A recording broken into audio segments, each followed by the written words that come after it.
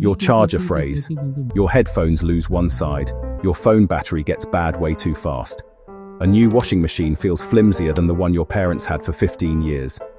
After a while, that stops feeling like bad luck. It starts feeling like a pattern.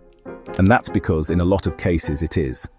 A lot of modern products are not designed to last as long as possible. They're designed to hit a price, survive the warranty, look good when you buy them, and be easier to replace than repair. That's why newer things can cost more, feel worse, and die faster than the old ones they replaced. And the weird part is, almost everyone already feels this. People say it about appliances, shoes, furniture, chargers, cables, vacuums, printers, kitchen gear, even basic household stuff. Things feel thinner, weaker, more temporary. Now, to be fair, some of that is nostalgia. We remember the old products that survived. We forget the junk that already broke. But that is not the whole story. Because there really is a hidden system underneath this. A system that often rewards products for being cheaper to make, cheaper to ship, harder to repair, and more likely to be replaced. Not for quietly lasting 10 years. Start with the simplest reason.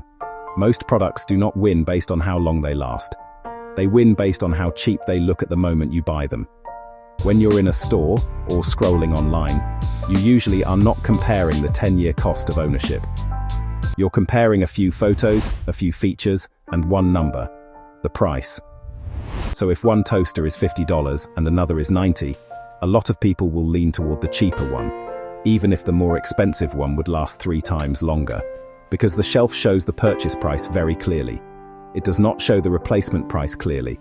It does not show the repair price, the inconvenience, the time wasted, or the fact that buying the cheap one 3 times can cost more than buying the better one once. So companies learn the obvious lesson. If the customer reacts most strongly to the sticker price, the product has to hit that sticker price.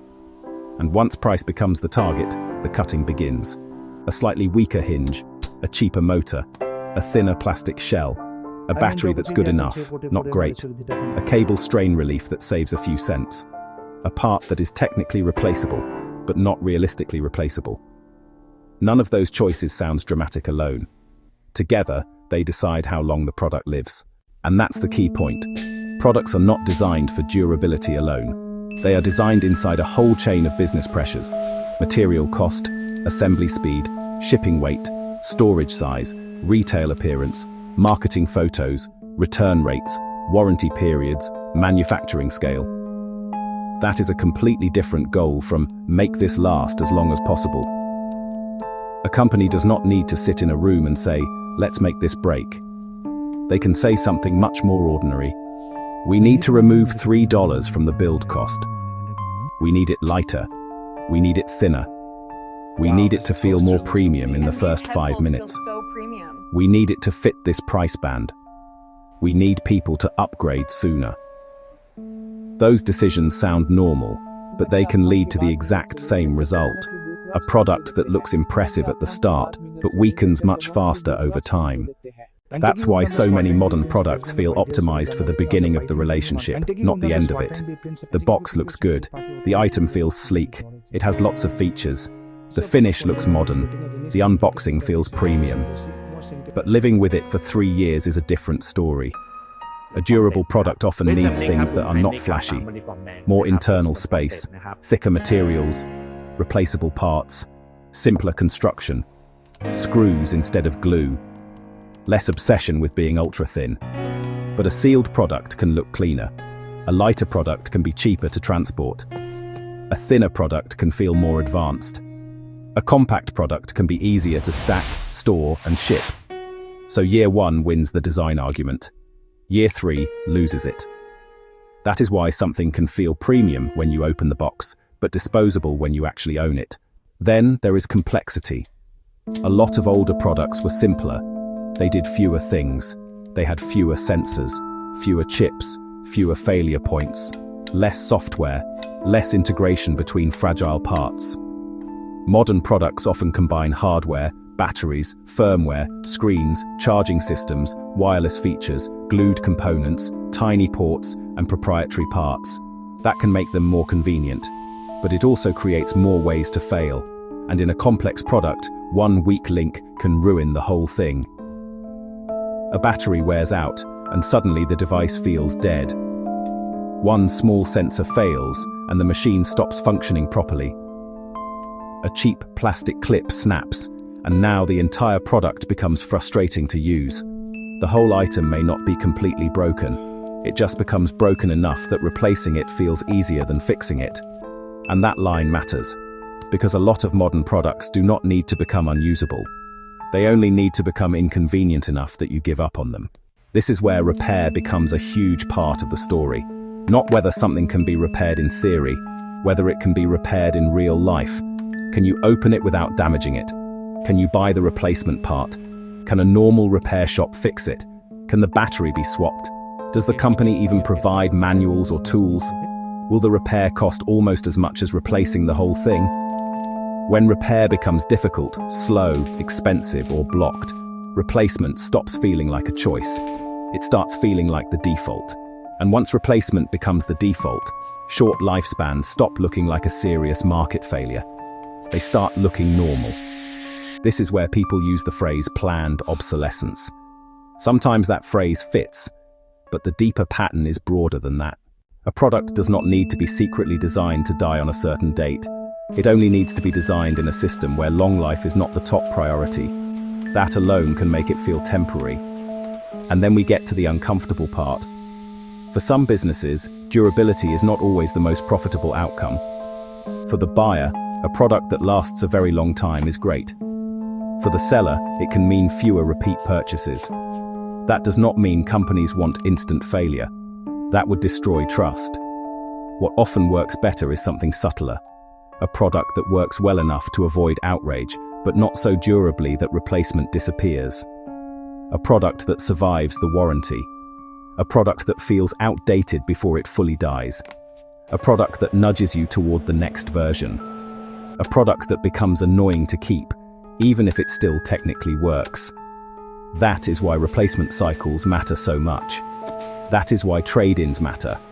Upgrade programs matter. Accessories matter. Financing matters. Subscriptions matter. Extended warranties matter. A lot of the modern economy makes more money from repetition than permanence. And when repetition is more profitable than durability, durability starts losing. That is also why older products can feel so different. Not because the past was perfect. A lot of old products were junk too. But many older products were simpler, heavier, more repairable, and more overbuilt. They had fewer electronics, more standard parts, less pressure to be ultra-thin, less dependence on sealed designs, less constant upgrade competition. Repair culture was also stronger. Local repair shops were more common. People expected to maintain things. Manufacturers sometimes expected products to stay in use longer. So you got objects that might not have looked as sleek but were easier to keep alive. Today, a lot of products are treated more like sealed units. When they weaken, you replace them. And after enough years of that, people start feeling something deeper than annoyance. They start feeling manipulated, like they are not really buying durability anymore. They are buying a temporary version of it. And consumers are part of this too. People say they want quality, but a lot of the time they buy what is cheaper, faster, thinner, newer, prettier, or more feature-packed, and the market responds to that. So do reviews. Most reviews happen right after purchase, not 3 years later. A product gets rewarded for looking great, feeling modern, and being exciting on day one, not for still working quietly on day 1000. That changes what companies optimize for, because if the buying decision is made in 5 minutes, but the failure happens in 3 years, the 5 minutes gets more attention. That is how you end up with products that are amazing at first impression and disappointing in long-term ownership. And that is also how you end up with cheap products that are not really cheap. You just pay for them differently. You pay in replacements, in setup time, in repair attempts, in frustration, in buying the same thing again. The price tag is only the beginning. The lifespan is the real cost. So when people say, nothing is built to last anymore, they are not just being dramatic. They are describing a shift in incentives, from durability to turnover, from repair to replacement, from long-term value to short-term shelf appeal, from ownership to repeated buying, from products that age slowly to products that cycle quickly.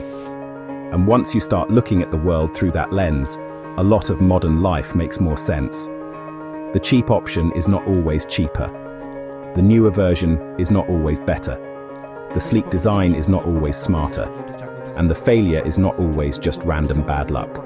Sometimes the system is doing exactly what it was built to do, just not for you. That is the hidden truth. The problem is not that things break. Things have always broken. The problem is that more and more products are built inside a system where long life has to fight against price pressure, shipping pressure, design pressure, upgrade pressure, and replacement economics all at once. And in that fight, durability does not always win. So the next time something feels weirdly flimsy, weirdly sealed, weirdly hard to repair, or weirdly quick to fail, it may not just be your imagination. You may be seeing the real design logic underneath it. Not make this last, but make it affordable enough to buy, good enough to keep, and replaceable enough to sell again. That is why so many things now feel built to fail. Not instantly, not obviously, just right on schedule.